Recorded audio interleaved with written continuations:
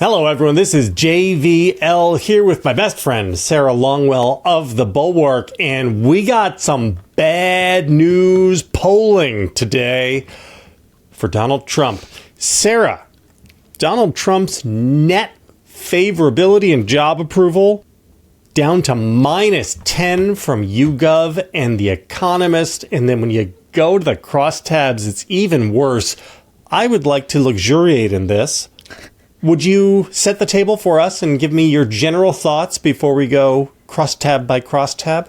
Yeah, so this is the latest YouGov poll, right? So we're gonna compare it to itself, but it has Donald Trump at -10 approval. So 42% approve, 52% disapprove, and that is 2 points worse than last week when he had a 43% approve and a 51% disapprove. And so here's the thing.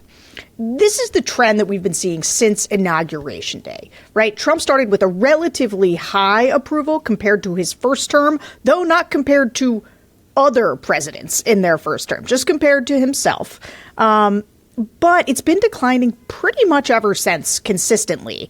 And I talked about this with Bill a little bit. One of the things that I like is it's not dropping like a stone over one thing, because when that happens, it bounces back, right? This is sort of just a slow erosion as I think people increasingly become aware that you remember how I would talk to you and say in the focus groups, a lot of people were like, I think Trump's really calmed down, or I think he's changed. I do remember that. I think that, he's mellowed. He's mellowed. And I was just like, we're not living in the same universe, but people tell themselves these stories, right? I think that the assassination attempt really, really changed who he is. No. And so as people are slowly, I think, experiencing the negative personal consequences, specifically related to the economy. And a lot of those negative personal consequences aren't even, it's not even the impact of tariffs yet. It is simply that Donald Trump made a lot of promises, like, I'm going to lower grocery prices day one. A vote for Trump means your groceries will be cheaper. It'll also bring your grocery bill way down. I have more complaints on grocery. The word grocery, it's sort of simple word, but it sort of means like everything you eat. The stomach is speaking. It always does. Well, that has not happened, not even a little bit. And people are like, not only are things not going down, and this was always, Trump was always setting himself up for this, right? Now, to be fair, making promises you can't keep can help you get elected. It helped him get elected. However, if you know anything about inflation, you know that Trump could not walk in and lower prices. And so instead, he has focused on things he can control, because he cannot control these, like on immigration, where he has more control.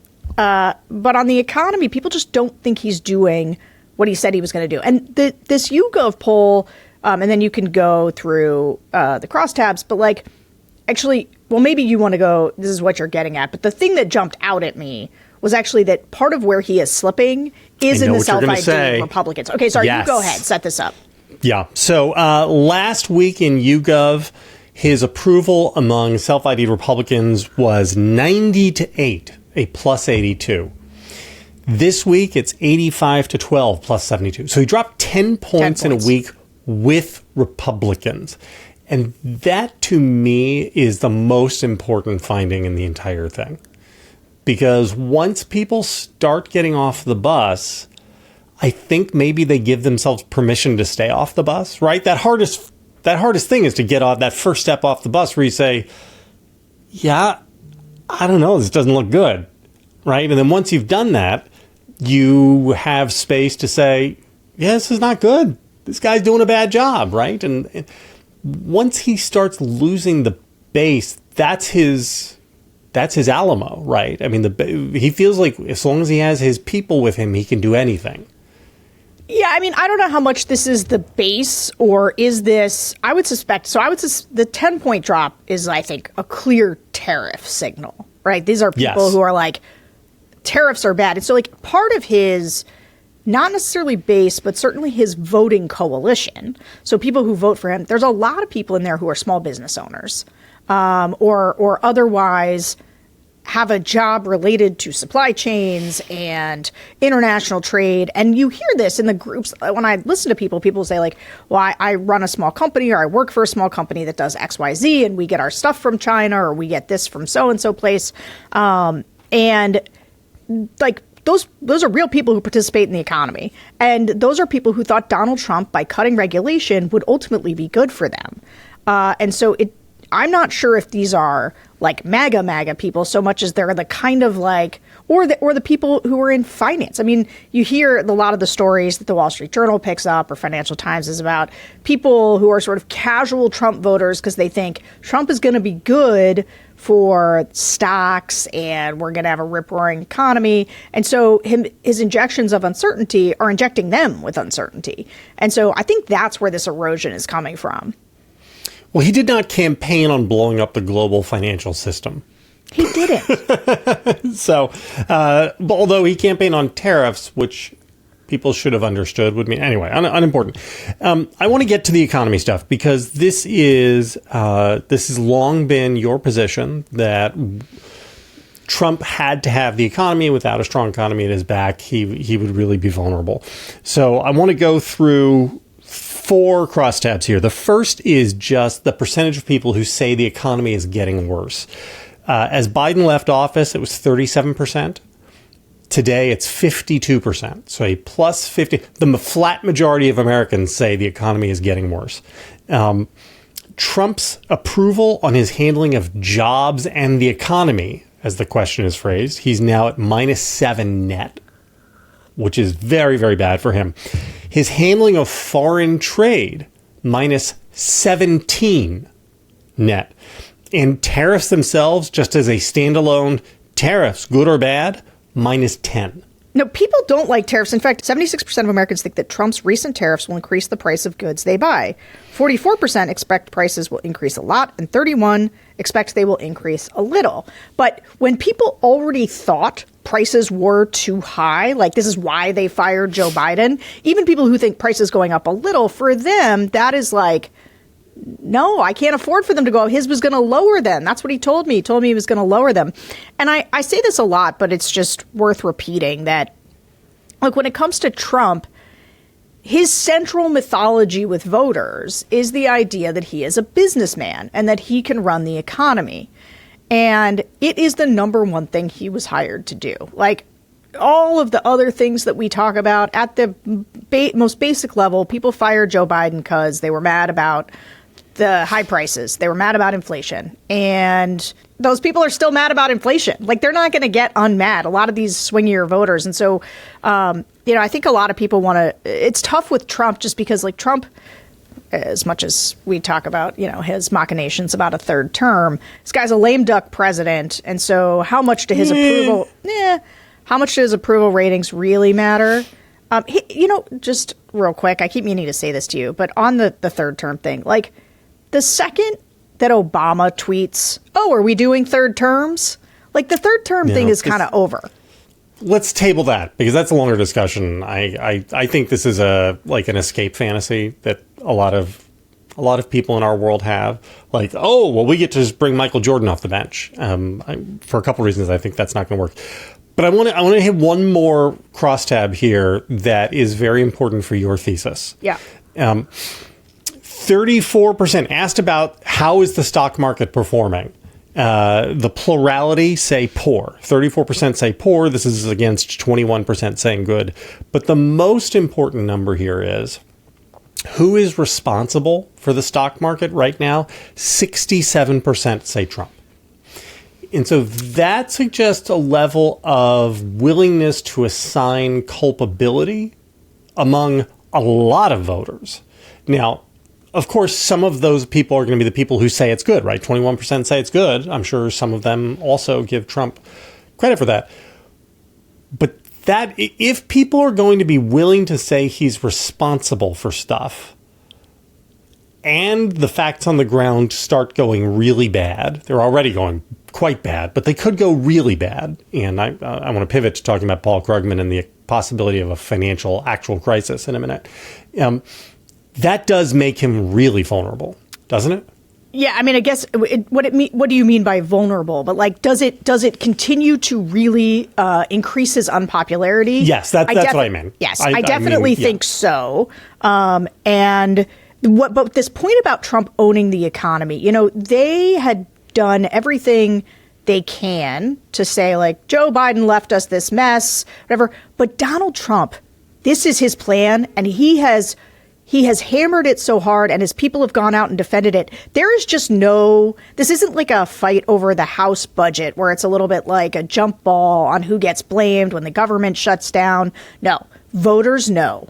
Trump wants to do this. Trump campaigned on remaking the economy. This is what J.D. Vance talks about. Like, people get it, that this is him. And so for better or worse, he's going to own it. And he cannot blame it on Joe Biden. It's going to be for worse. Yesterday, Bloomberg, noted lib, never Trump Bloomberg, had an editorial warning that there is a very real chance of getting an actual financial crisis, which is different from financial crisis is not a recession, right? A financial crisis is something very, very different, right? A recession is a chronic illness. A financial crisis is catching a virus which can kill you. And they are looking around a lot of data suggesting that there are a bunch of firms that are over-levered.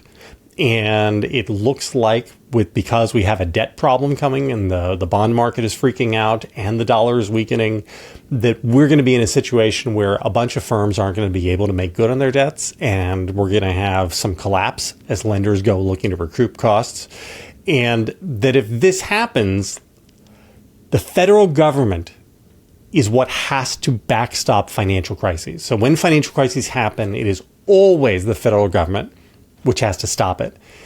And the problem is that this government is A, staffed by a bunch of idiots who don't know what they're doing, but B, there are, and Bloomberg lays them out, there are a bunch of things that a government can do ahead of time to prepare for a financial crisis.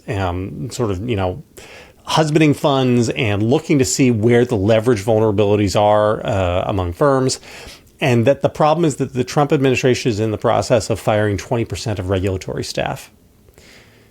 So, I mean, we could get, in addition to just the general, like, hey, inflation is high and we're in a bear market and growth goes negative and we're in a recession, we could get all of that.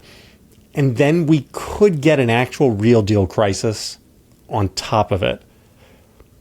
If this happens, just dream with me for a minute.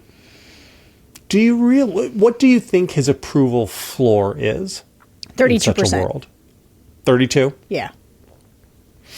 So he's only 10 points away from that floor. Well, this is, and you know what? I have put 32 as kind of my magic number. That's my marker of what I think we need to get him to in order to both have people stop being like, he could run for a third term. Because everybody will just be like, this guy's so unpopular, he would never run for a third term, number one. Number two, I think that 32% is the point at which you get at least swing state Republicans to start walking away, right? Like, it's really hard to get Republicans to walk away. And I would not bet lunch money on them walking away without Trump falling into like a pretty cataclysmic place. And so, because even at 32%, that means you control a majority of, and he does, right, every primary. And so any Republican who's afraid of being primaried by him or needs his endorsement in a primary, they're not going to walk away from him. But there's a different subset of people who do start, I think, to get louder at that point because they feel like people are on their side. Yeah, let me tell you why I think that would be so important. Because I think that would stop the institutional slide into collaboration. Totally. So if you're a law firm or a college or a tech company or research, any number of places which are trying to be intimidated by Trump into doing what he wants, at already at 42, but once you get into the 30s, and God forbid you hit the low 30s, the mid 30s, it becomes much easier to say, go ahead, bro, make my day. Yeah. And also, I think it becomes much more incentivized to bring people out on the streets to protest the regime. And so this nascent protest movement, which has already started with the hands off and the people showing up by tens of thousands for Bernie and AOC, I think that all grows and becomes bolder as we move into the 2026 cycle. And look, I mean, what has happened in North Carolina with the Supreme Court trying to steal a seat down there and steal an election, that can still happen at the red state level here and there. But you do get to the possibility that the wave in 2026 is so big that even shenanigans can't stop it. And at that point, some institutional power within the federal government accrues to the pro-democracy movement. I really agree with that. And I think this is why I was arguing yesterday on TNL that I think Harvard is important, because you sort of need to start turning the corner into people fighting back and not just rolling over. And I do think, like, the reason that I've always believed that the approval numbers still really matter is that I think that the reason that people are rolling over is because people were shocked that Trump won the popular vote, and they felt like he had a popular mandate. And one of the things, too, that has to be thought about in here, because when I hear voters talk about their concern over tariffs, like Trump voting people, what you don't, though, get is people are upset and nervous, but they're not necessarily like, boy, I wish I'd voted for Kamala Harris, right? And so some of this, too, is like Dems have to figure out both how to not just make Trump unpopular, but how to make themselves more popular. And I think they've become like they're starting to creep up a little bit in some of this polling, like in the crosstabs. There's actually the Morning Consult poll that is tracking them. The average voter is starting to hold a more positive than negative view of Democrats in Congress, so about 47 to 46%. And it leaves them more popular than Republicans in Congress, whose favorability ratings are now 10% underwater. Now, I think that a lot of where you're going to see Democrats bounce back is when you have more Cory Bookers, and you have more protests, and there's more visible Democratic pushback. Again, something that I think increases as Trump becomes increasingly unpopular and they feel like they have momentum or the ability to have people on their side. That sort of brings that number. Like, Democrats were super, super low, in part because their own people, right? Democratic voters are mad at them for not doing enough. And so once they're back to a respectable place, I think they can be a more effective opposition party. Yeah. You got to make General Zod bleed. That's a comic book thing. I wouldn't expect you to understand it. Superman, right? Close. Very good. We're going to end on that. Guys, this is a rare, sunny podcast with me and Sarah. I can't believe this. We came to you with good news about how the fight is kind of working. And there's an opening. There's a chink in the armor. There's one of the scales on the big orange dragon's belly has fallen off and exposed his soft underside. So, guys, hit like, hit subscribe. Maybe we'll have more good news someday. I don't know. Good luck, America. Hey, YouTube fam. If you want to support the Bulwark, the best way to do it is by becoming a YouTube Bulwark Plus member. The Bulwark is truly independent. We have no corporate overlords. We're not settling any dumb lawsuits with Trump. By joining, you help support our work, and you can get a bunch of perks right here on this platform. Ad-free content, bonus videos, live streams, and some emojis of me, which I guess some people want. So come join, come hang out, become a Bulwark YouTube Plus member, and I'll be seeing you in the comments. So behave.